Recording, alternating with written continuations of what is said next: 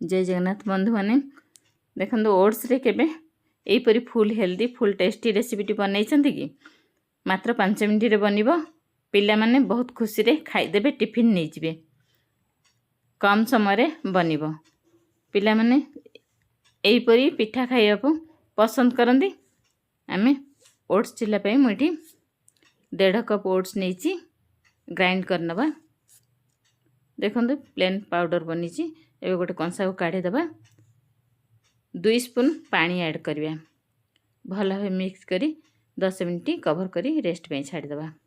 एबे में गाजर नेची बीट नेची 2टी मीडियम साइज प्याज नेची कंचा लंका 2टा नेची टमाटो गोटे नेची छोट छोट पीस रे ए सब काटी नबा। गाजर टाको बीट को ग्रेटर रे कोरी नबा। जीरा हाफ स्पून ऐड करिबा। अल्प लूण ऐड करिबा। सोरिष तेल हाफ स्पून ऐड करिबा। ए सब भल भाव मिक्स करी बैटर रे ऐड करिबा।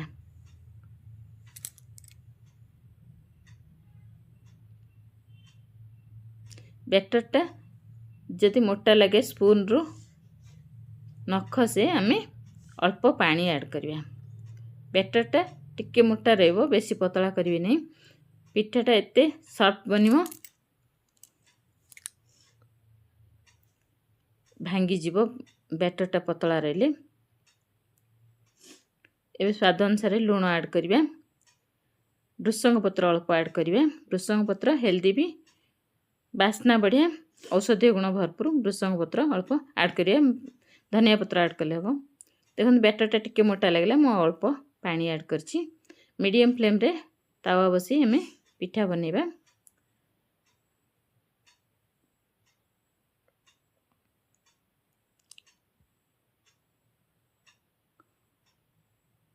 हाई फ्लेम देवे नहीं तल पोड़ी गले भल लगे नहीं।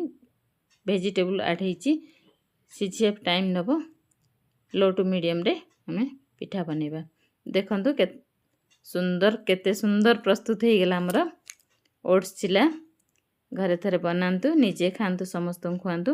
मो पिला माने आलू भजा खाइबा भल पांती। आलू अधिक पियाज जीरा पकाई भाजे सेजवान चटनी देछि। पिला माने आराम से खाई देबे खुशी आज पे।